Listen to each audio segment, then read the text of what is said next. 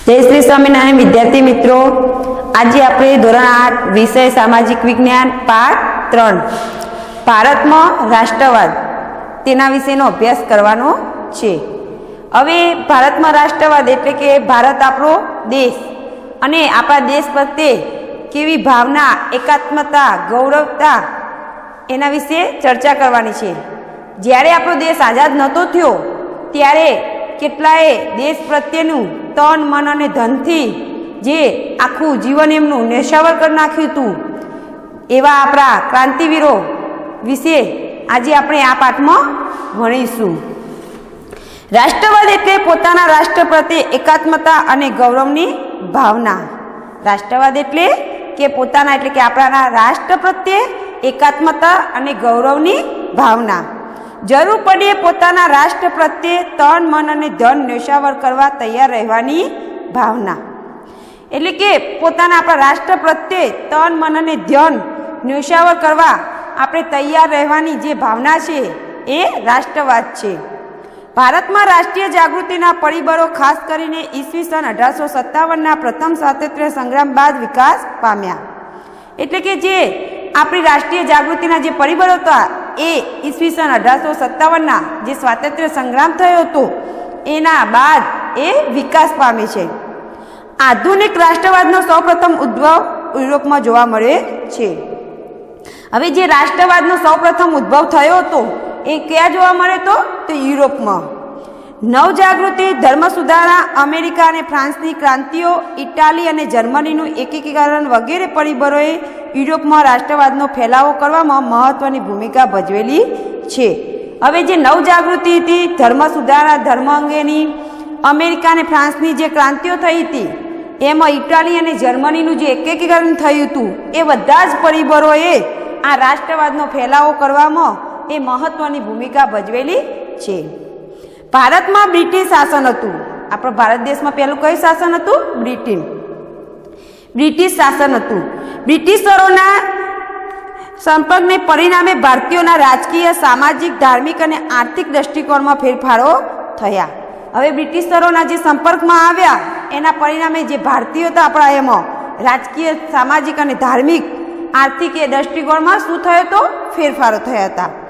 ભારતમાં આધુનિક રાષ્ટ્રવાદને ઘડનારા પરિબળો ઊભા થયા। આપણા દેશમાં આપણું રાજ્ય એટલે કે સ્વરાજ જોઈએ। હવે આપણું દેશ એટલે આપણું રાજ્ય હોય તો કોનો હક જોઈએ? તો સ્વરાજનો એટલે કે પોતાનો એમ। આ વિચાર દેશના શિક્ષિત તથા બુદ્ધિશાળી લોકોમાં બ્રિટિશ શાસન દરમિયાન ફેલાતો ગયો। દેશવાસીઓમાં રાષ્ટ્રીય એકતાની ભાવના જાગૃત થઈ।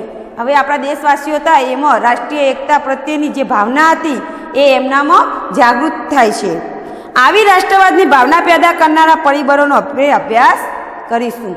હવે રાષ્ટ્રવાદનો જે પેદા કરવા માટે એટલે કે ઊભી કરવાની જે ભાવનાના એ પરિબળો છે તેના વિશે આપણે વિશેષમાં જોઈએ। પહેલું છે રાજકીય। પહેલું પરિબળ છે રાજકીય। અંગ્રેજોના શાસન પહેલાં આપણા દેશમાં રાજકીય એકતાનો અભાવ હતો। હવે અંગ્રેજ શાસન ચાલતું હતું ત્યારે જે આપણા દેશમાં જે રાજકીય એકતા નહોતો એનો અભાવ જોવા મળતો હતો। ભારતના નાના મોટા રજવાડાઓમાં વહેંચાયેલું હતું। આપણો જે ભારત દેશ હતું એ નાના મોટા રજવાડાઓમાં વહેંચાયેલું હતું। અંગ્રેજોએ ભારતના ઘણા રાજવીઓને હરાવીને મોટાભાગના ભારત ઉપર પ્રત્યક્ષ કે પરોક્ષ રીતે અંકુશ સ્થાપી દીધો। હવે આપણા જે રજવાડાઓ હતા નાના નાના રાજાઓના એમને એમના ઉપર પ્રત્યક્ષ કે પરોક્ષ રીતે એમ એ અંકુશો સ્થાપી દીધા હતા। અંગ્રેજોના તાબા હેઠળ એક સરખું વહીવટી તંત્ર અમલમાં આવ્યો। હવે જે રાજાઓનું હતું એ કોને લઈ લીધો વહીવટ? તો અંગ્રેજોએ। તો એ રજવાડાઓ અંગ્રેજોના તાબા નીચે આવી ગયા હતા। અંગ્રેજ શાસનનો અનુભવ એકંદરે સારો ન હતો। જે અંગ્રેજ શાસનનો અનુભવ હતો એ આમ જોઈએ એકંદરે તો સારો ન હતો। આ અને આવા અનેક કારણોસર અંગ્રેજ શાસન સામેના વિરોધ ઊભો થયો। હવે જે એમનો વહીવટ હતો એ સારો હતો નહીં એટલે એમની અંગ્રેજ જે શાસન પદ્ધતિ હતી એના સામે લોકોએ શું કર્યો? વિરોધ કર્યો। ધીરે ધીરે આ વિરોધ પ્રબળ બનતો ગયો। હવે જે વિરોધ હતો એ ધીરે ધીરે આગળ વધે છે। હવે બીજા નંબરનું પરિબળ છે આર્થિક। અંગ્રેજોની આર્થિક નીતિએ ભારતને પાયમાલ કર્યું. જે અંગ્રેજોની આર્થિક નીતિ હતી એ આપણા ભારત દેશને શું કરી નાખ્યું? પાયમાલ કરી નાખ્યું હતું. અંગ્રેજો ભારતમાંથી કાચો માલ ઇંગ્લેન્ડ લઈ જતા અને ત્યાં ઉત્પાદિત કરેલો તૈયાર માલ ભારતના બજારોમાં વેચતા હતા. હવે ભારતમાંથી જે કાચો માલ આપણે ઉત્પન્ન થતો હતો એ લોકો ઇંગ્લેન્ડ લઈ જતા હતા અને ત્યાં ઉત્પાદન કરીને આપણા દેશમાં તેનું વેચાણ કરતા હતા. ઇંગ્લેન્ડથી ભારત આવવા તૈયાર માલ પર નજીવી જગાત લેવાતી હતી. હવે જે તૈયાર માલ થયો હતો ઇંગ્લેન્ડમાં એ ભારત તરફ લાવે તો એના ઉપર જે જગાત લાગતી હતી એ માલ ઉપર એ જગાત વેચાતી હતી. એમ જ્યારે હિન્દમાં ઉત્પન્ન થતા તૈયાર માલ ઉપર વધુ જગાત લેવાના પરિણામે ભારતમાં ઉત્પન્ન થતો માલ મોંઘો પડતો. હવે જે ઇંગ્લેન્ડમાં માલ ઉત્પન્ન થતો હતો એના પર શું નાખતા હતા અંગ્રેજો? જગાત નાખતા હતા. જગાતના કારણે જે માલનું ઉત્પાદન થતું એનું વેચાણ કરે તો એ આપણને મોંઘો બનતો હતો. એમ જ્યારે ઇંગ્લેન્ડમાં ઉત્પન્ન થતો માલ ભારતમાં સસ્તો વેચી શકાતો. હવે ઇંગ્લેન્ડમાં માલ ઉત્પન્ન થાય પરંતુ જગતના કારણે તે સસ્તો વેચી શકાતો ન હતો. આ હરીફાઈમાં ભારતના હસ્ત ઉદ્યોગ અને ઉદ્યોગ ધંધા ટકી શક્યા નહીં. એટલે આ હરીફાઈમાં આપણા જે હસ્તગત એટલે કે જે ગૃહ ઉદ્યોગ ચાલતા હતા એ ઉદ્યોગ ધંધાઓ ટકી શક્યા નહીં. પરિણામે કારીગર વર્ગ બેકાર બન્યો. હવે ઉદ્યોગો ના ચાલે એટલે જે કારીગરો હતા એ બધા શું બને છે? બેકાર બને છે. ભારતના ભોગે ઇંગ્લેન્ડને સમૃદ્ધ બનાવવાની અંગ્રેજ નીતિ સામે પ્રજામાં રાષ્ટ્રીય જાગૃતિ વધી. હવે જે આપણા કારીગર વર્ગ બેકાર બને છે તેથી તે જે લોકો હોય છે બધા એમ તો ઇંગ્લેન્ડને સમૃદ્ધ બનાવવાની જે અંગ્રેજ નીતિ હતી અંગ્રેજોની, ઇંગ્લેન્ડને શું બનાવવું હતું? સમૃદ્ધ બનાવવું હતું.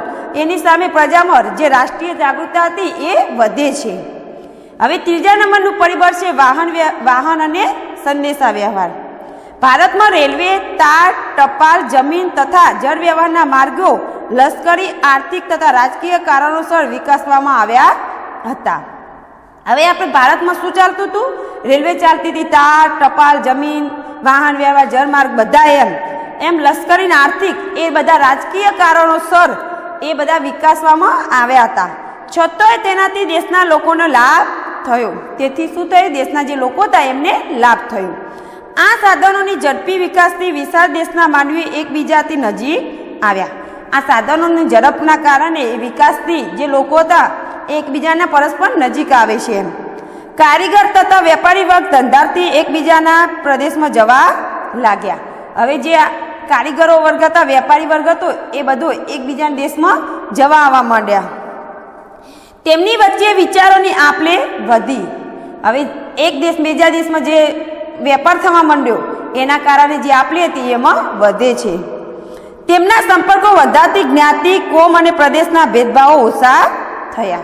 હવે એ સંપર્કો વધવાથી જે જ્ઞાતિ, કોમ અને પ્રદેશના જે બધા ભેદભાવો હતા એ ઓછા થવા લાગે છે. રાષ્ટ્રીય નેતાઓ તેમના વિચારો તથા યોજનાઓ પ્રજાના તમામ વર્ગોમાં ફેલાવી શક્યા.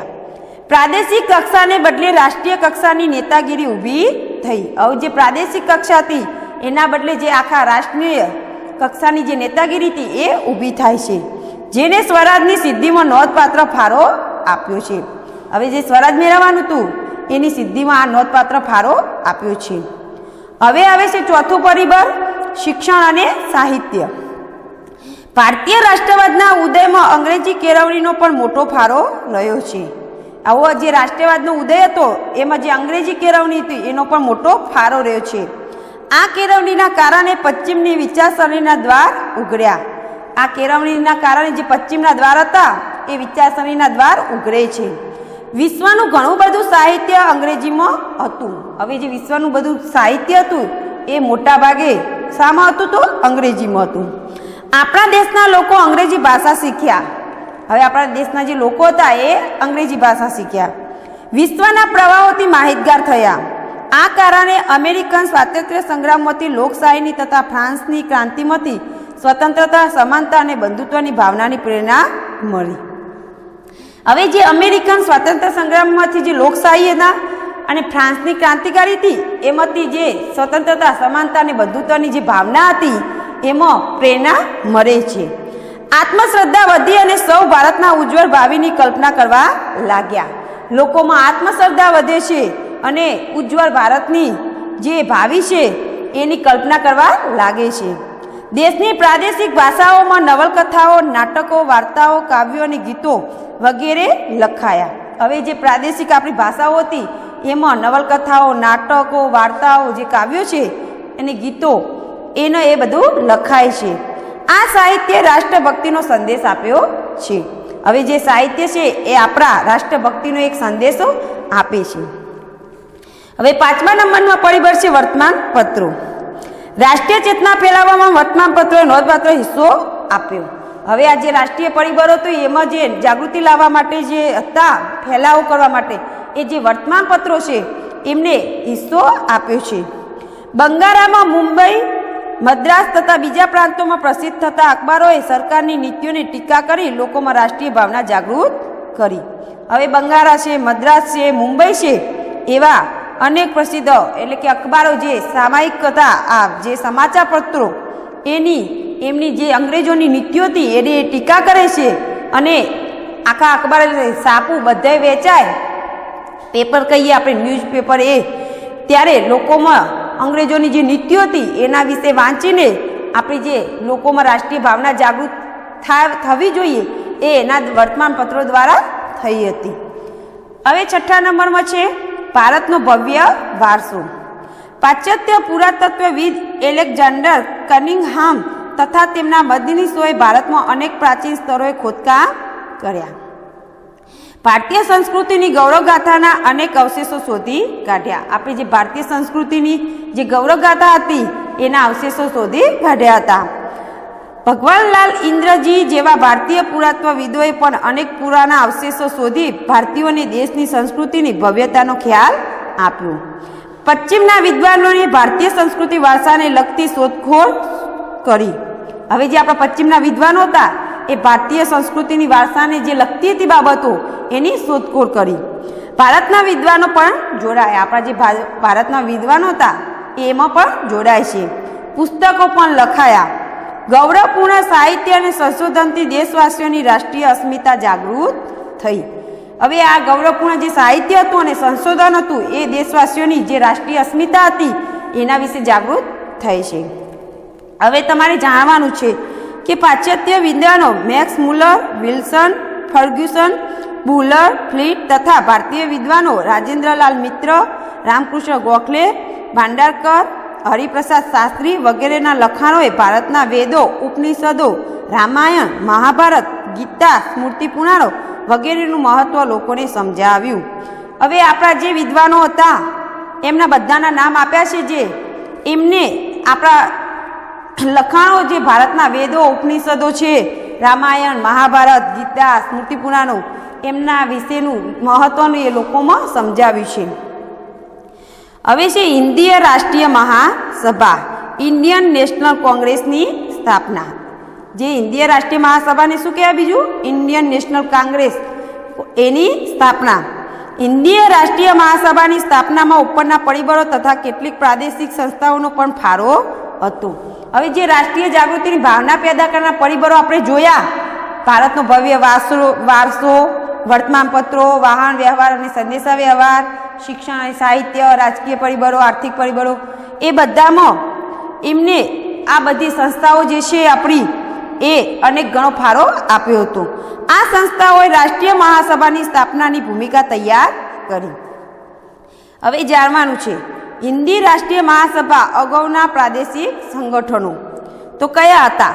તો Bengal British Indian society, Kolkata, અત્યારે આપણે કલકત્તા કહીએ. મદ્રાસ નેટિવ સભા એટલે કે ચેન્નઈ, મદ્રાસ. ઇન્ડિયન એસોસિએશન એટલે કોલકાતામાં આવી. બોમ્બે એસોસિએશન એ મુંબઈમાં આવી. સાર્વજનિક સભા એ પુણેમાં આવી છે. હવે સર એલન એક્ટિવ હ્યુમન હુમ એનું ટૂંકું નામ છે A.O. હ્યુમ નામના નિવૃત્ત અંગ્રેજ અધિકારીને ખાતરી થઈ ચૂકી હતી કે બ્રિટિશ સામ્રાજ્ય ઉપર દેખાય એટલું સલામત નથી. હવે જે બ્રિટિશ સામ્રાજ્ય આપણને દેખાતું હતું ઉપરથી એટલું સલામત હતું નહીં.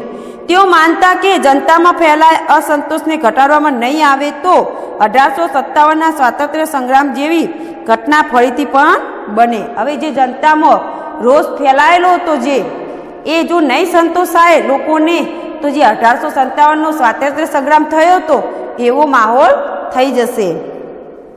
આ જન આક્રોશ રોકવા તેમણે બંધારણીય સંસ્થા સ્થાપવાનું વિચાર્યું. હવે જે જનતાનો જે આક્રોશ હતો, જન એટલે લોકોનો, જે એમને રોકવા માટે તેમને બંધારણીય સંસ્થાનું સ્થાપનાનું વિચાર્યું. એમ તાત્કાલિક વાઇસરોયે ડફરીનને સમજાવ્યા. જે વાઇસરોય હતા ડફરીન, એમને સમજાવવામાં આવે છે. નિવૃત્ત અધિકારીના વિચારે વાઇસરોયને પણ ટેકો મળ્યો. હવે જે નિવૃત્ત અધિકારી હતા વાઇસરોય, એમને પણ આમાં સફળતા માટે ટેકો આપે છે. એઓયુના પ્રયત્નોથી ડિસેમ્બર 1885માં હિન્દી રાષ્ટ્રીય મહાસભાની સ્થાપના કરવામાં આવી. હવે એઓયુના પ્રયત્નોથી જે ડિસેમ્બર મહિનો હતો એની કઈ સાલ છે તો 1855માં હિન્દી રાષ્ટ્રીય મહાસભાની સ્થાપના કરવામાં આવે છે.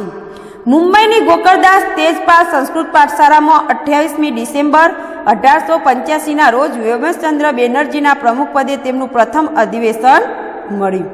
હવે પ્રમુખ પદે કોણ આવે છે તો વ્યોમેશચંદ્ર બેનર્જી, એમનું પ્રથમ અધિવેશન મળે છે. તેમાં ભારતના જુદા જુદા પ્રદેશોમાંથી 72 પ્રતિનિધિઓએ હાજરી આપી હતી.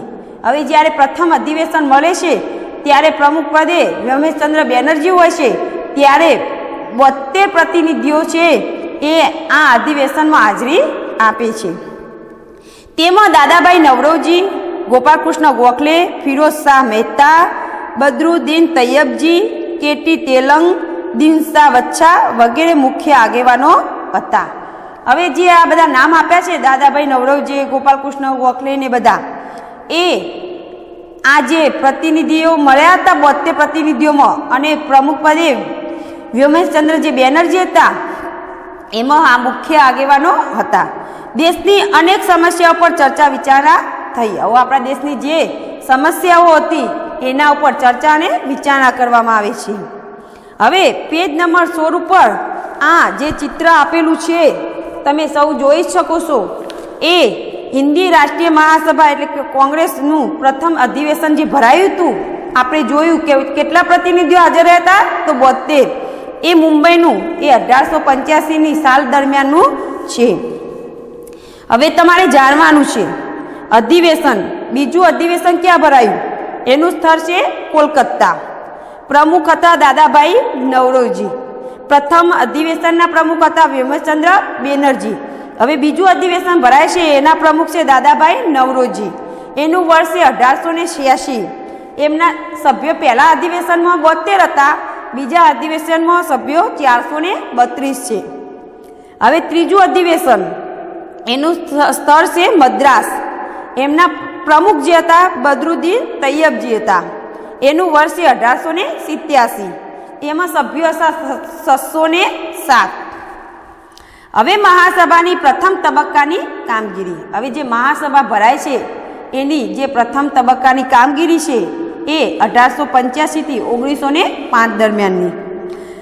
મહાસભાની પ્રથમ તબક્કાની કામગીરી બંધારણીય હતી. હવે જે આ મહાસભાની પ્રથમ તબક્કાની જે કામગીરી હતી એ બંધારણીય હતી. મહાસભાએ સરકાર સમક્ષ રાજકીય હકો, આર્થિક અને સામાજિક વિકાસ અને શૈક્ષણિક પ્રગતિ માટે કરેલી માંગણીઓને અંગ્રેજ સરકારે અવગણી હતી. હવે જે અધિવેશન ભરાતા હતા એમાં આપણી જે રાજકીય હકો હતી, રાષ્ટ્રીય અને સામાજિક વિકાસ અને શૈક્ષણિકની પ્રગતિ કરે એ માટે જે માંગણીઓ કરી હતી એ અંગ્રેજ સરકાર હતી એ અવગણના કરતી હતી. આ માંગણીઓને ભવિષ્યની લડત માટે મજબૂત પાયો નાખ્યો હતો. હવે જે માંગણીઓ હતી એ ભવિષ્યની લડત માટે જે મજબૂત પાયો હતો એ માટે નાખ્યો હતો. સરકારી નોકરીઓમાં હિન્દીઓને વધારે પ્રમાણમાં લેવા, લશ્કરી અને મુલકી ખાતાઓમાં થતો ખર્ચ ઘટાડવો, ખેડૂતોને દેવામાં રાહત આપવી, ગૃહ ઉદ્યોગોને સજીવન કરવા વગેરે માંગણીઓ કરવામાં આવી હતી. હવે જે અધિવેશનો ભરાયા હતા એમાં આપણા જે હિન્દુઓ જે નોકરી કરે છે એ લોકોને વધારે પગાર આપવો, ગૃહ ઉદ્યોગો હતા એમને ફરીથી ઊભા કરવા, સજીવન એટલે કે ઊભા કરવા, જે ખેડૂતોને દેવા થતા હતા એમાં રાહત આપવી, એ બધાની માંગણીઓ કરવામાં આવી હતી.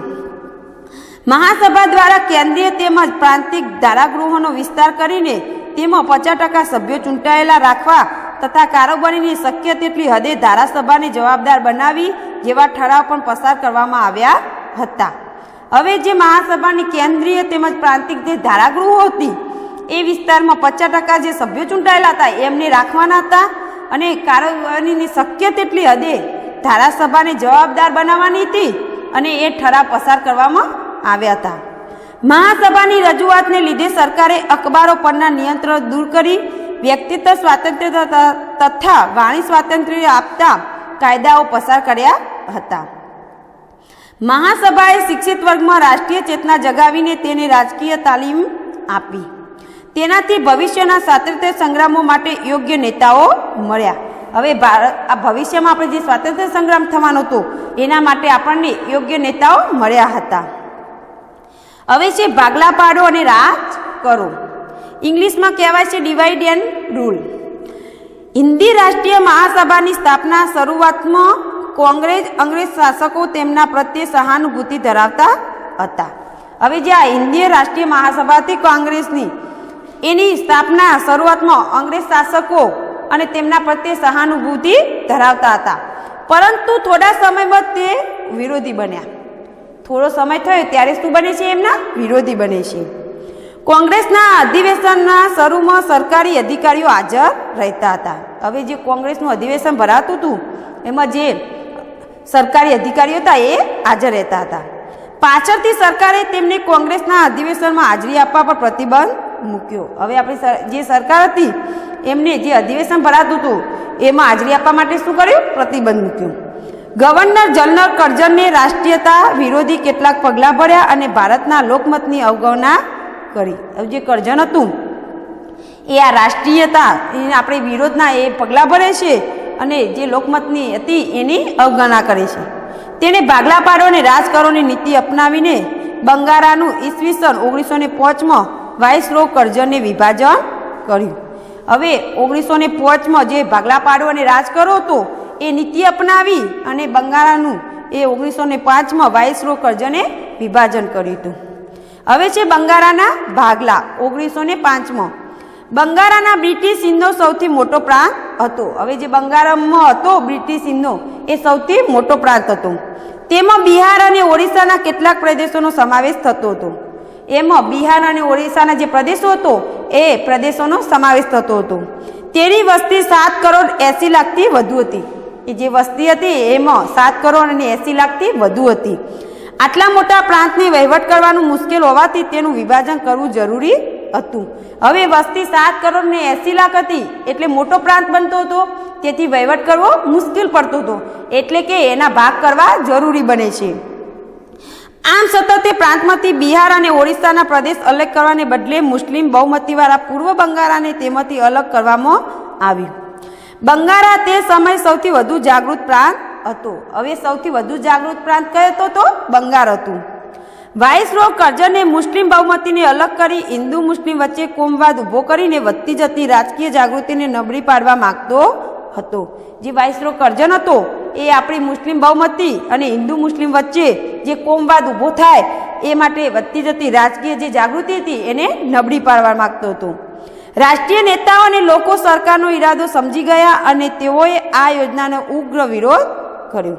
હવે જે લોક સરકાર હતો એ આ જે કરઝનનો ઈરાદો હતો એ સમજી જાય છે અને તેઓ જે આ યોજના હતો એનો ઉગ્ર વિરોધ કરવા લાગે છે. હવે છે બંગભંગનું આંદોલન. બંગાળાની એકતાને તોડનારા આ ભાગલાનો વિરોધ કરવા બંગાળામાં જાહેર સભાઓ અને સરઘસોનો કાર્યક્રમો થયા. અસંખ્ય પત્રિકાઓ વહેંચાઈ.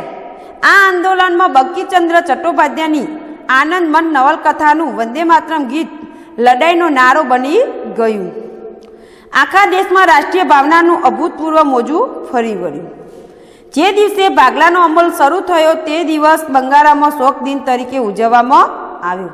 જે દિવસે ભાગલા પાડવાનો અમલ શરૂ થયો હતો ત્યારે તે દિવસે જે બંગાળામાં જાગૃતિ હતી પ્રજા એ શોક દિન તરીકે ઉજવવામાં આવ્યો હતો. આખા પ્રદેશમાં હડતાળ પાડવામાં આવી હતી. જે પ્રદેશ હતો આખો એમાં શું કરવામાં આવ્યું? તો હડતાળ પાડવામાં આવી. રવિન્દ્રનાથ ટાગોરની સૂચનથી તે દિવસે એકતા દિન તરીકે પણ ઉજવવામાં આવ્યો. હવે જે રવિન્દ્રનાથ ટાગોર હતા એમનું સૂચન કરવાથી એ દિવસને એકતા દિન તરીકે પણ ઉજવવામાં આવ્યો હતો. હવે છે સ્વદેશી આંદોલન. બંગભંગની લડતને ઉગ્ર અને વ્યાપક બનાવવાનું નક્કી થયું. જે બંગભંગની લડત હતી એને ઉગ્ર અને વ્યાપક બનાવવા નક્કી કરવામાં આવે છે. આ ચળવળમાં મુખ્ય 3 લક્ષણો હતા. જે સ્વદેશી આંદોલન હતું એમાં મુખ્ય 3 લક્ષણો હતા. પહેલું છે સ્વદેશી માલનો વેપાર કરવો. જે સ્વદેશી એટલે આપણે પોતે બનાવ્યો તો એ માલનો વેપાર કરવાનો હતો. વિદેશી માલનો બહિષ્કાર કરવો. વિદેશમાંથી જે માલ આવે એનો શું કરવો? બહિષ્કાર કરવો. અને રાષ્ટ્રીય શિક્ષણ લેવું. આપણું જે શિક્ષણ હતું એ લેવું એમ. આ ઉદ્દેશોને હાંસલ કરવા બંગાળના લોકોએ વ્યાપક લડત ચલાવી. હવે આ 3 જે ઉદ્દેશો હતા કે આપણા સ્વદેશી માલનો સ્વીકાર કરવો, જે વિદેશી માલ હતો એનો બહિષ્કાર કરવો અને રાષ્ટ્રીય શિક્ષણ લેવું, એ ઉદ્દેશોને હાંસલ કરવા માટે લોકોએ વ્યાપક લડત ચલાવી. એક લડત સમિતિની રચના કરવામાં આવી. આ લડત ઉપાડવા માટે સમિતિની રચના કરવામાં આવી. તેમાં સુરેન્દ્રનાથ બેનર્જી, બિપિનચંદ્ર પાલ અને અરવિંદ ઘોષ જેવા કોંગ્રેસના આગળ પડતા નેતાઓ હતા. વિદેશી કાપડ અને અન્ય ચીજવસ્તુનો બહિષ્કાર કરી સ્વદેશી માલ વાપરવા લોકોને આગ્રહ કરવામાં આવ્યો. હવે જે વિદેશી કાપડ અને અન્ય ચીજો વાપરતા હતા વિદેશની, એનો બહિષ્કાર કરવો અને સ્વદેશ એટલે કે આપણા માલનો જે હતો એનો વપરાશ કરવો, એના વિશે લોકોને સલાહ આપતા હતા. સ્વદેશી માલના ફાયદા સમજાવવામાં આવ્યા. હવે જે આપણો સ્વદેશી માલ હતો એના શું ફાયદા થાય એના વિશે સમજાવતા હતા. વર્તમાનપત્રોમાં લખાણો, સરઘસો, જાહેર સભાઓ અને લોકગીતો દ્વારા સ્વદેશીનો પ્રચાર કરવામાં આવ્યો. સ્વદેશી માલ બનાવનારા કારખાનાઓ શરૂ થયા. હવે જે સ્વદેશી માલ વાપરવાનો આગ્રહ કરતા હતા એ માટે એ સ્વદેશી માલનું ઉત્પાદન કરવા માટે કારખાનાઓ શરૂ કર્યા. ઇંગ્લેન્ડથી આયાત થતા કાપડ, મીઠું, ખાંડ, બૂટ, સિગરેટ, તમાકુ વગેરેની આયાતો ઘટી અને ભારતમાં બનેલા કાપડ અને અન્ય ચીજવસ્તુઓનું વેચાણ વધ્યું. હવે ઇંગ્લેન્ડમાંથી જે આપણે વિદેશી માલ બધો મંગાવતા હતા એનું શું થયું? એ આયાત હતી એ ઘટે છે અને આપણા દેશમાં જે કારખાનાઓ ચાલુ થયા એટલે જે સ્વદેશી ચીજવસ્તુ હતી એનો વપરાશ વધે છે. સ્વદેશી ચળવળ બંગાળના ઉપરાંત હિંદના અન્ય પ્રાંતમાં પણ ફેલાઈ. હવે જે આ સ્વદેશી ચળવળ હતી એ બંગાળ છતાં બીજા અન્ય રાજ્યોમાં આ હિંદના પ્રાંતમાં એ ફેરવાય છે. હવે છે રાષ્ટ્રીય શિક્ષણ. સ્વદેશી અને બહિષ્કાર સાથે સંકળાયેલું 1905ના આંદોલનનું ત્રીજું મહત્વનું લક્ષણ રાષ્ટ્રીય શિક્ષણ હતું. બંગભંગની ચળવળમાં વિદ્યાર્થીઓ આગળ પડતો ભાગ લીધો. હવે જે બંગભંગની ચળવળ હતી એમાં જે વિદ્યાર્થીઓ હતા એ આગળ પડતો ભાગ લે છે. તેથી વિદ્યાર્થીઓ સામૂહિક દંડ કરવાની માંડીને તેમને સારા કોલેજમાંથી કમી એટલે કે બરતરફ કરવા સુધીના પગલાં ભરવામાં આવ્યા. જે વિદ્યાર્થીઓ ભાગ લે છે તેમને સામૂહિક દંડ કરીને એમને સારા કોલેજમાંથી કમી કરી દે એટલે કે એમને નિકાળી કાઢવા એવું એમના પર એ સુધીના પગલાં ભરવામાં આવે છે. પરિણામે વૈકલ્પિક શિક્ષણ તરીકે રાષ્ટ્રીય શાળાઓ શરૂ કરવામાં આવી. હવે નામ કમી કરી નાખે એટલે કઈ રીતે શિક્ષણ મેળવે તો તે માટે વૈકલ્પિક શાળાઓ શરૂ કરવામાં આવે છે. બંગાળમાં ઈસવીસન 1907માં 25 રાષ્ટ્રીય માધ્યમિક શાળાઓ અને 300 રાષ્ટ્રીય પ્રાથમિક શાળાઓ હતી. હવે બંગાળમાં જોઈએ તો ઈસવીસન 1907માં 25 રાષ્ટ્રીય માધ્યમિક શાળાઓ હતી અને 300 એ રાષ્ટ્રીય પ્રાથમિક શાળાઓ હતી. રવિન્દ્રનાથ ટાગોરે ઈસવીસન 1901માં શાંતિ નિકેતનમાં વિશ્વ ભારતી વિદ્યાલય શરૂ કરી. જે રવિન્દ્રનાથ ટાગોર હતા એમને 1901માં જે શાંતિ નિકેતન હતી એમાં વિશ્વ ભારતી વિદ્યાલય શરૂ કરી. અંગ્રેજ સરકાર બંગભંગની લડતને તોડી પાડવામાં નિષ્ફળ રહી. હવે જે અંગ્રેજ સરકાર હતી એ આ બંગભંગની લડત તોડી પાડવામાં નિષ્ફળ રહે છે. છેવટે ઈસવીસન 1911માં અંગ્રેજ સરકારને બંગાળના ભાગલા રદ કરવાની ફરજ પડી. બંગાળની પ્રજાનો શાંત અને અહિંસક માર્ગે મળેલો આ એક યાદગાર અને ઐતિહાસિક વિજય હતો. હવે છે જહાલવાદનો ઉદય. એ આપણે આવતા વિડીયોમાં જોઈશું. અસ્તુ. જય શ્રી સ્વામિનારાયણ.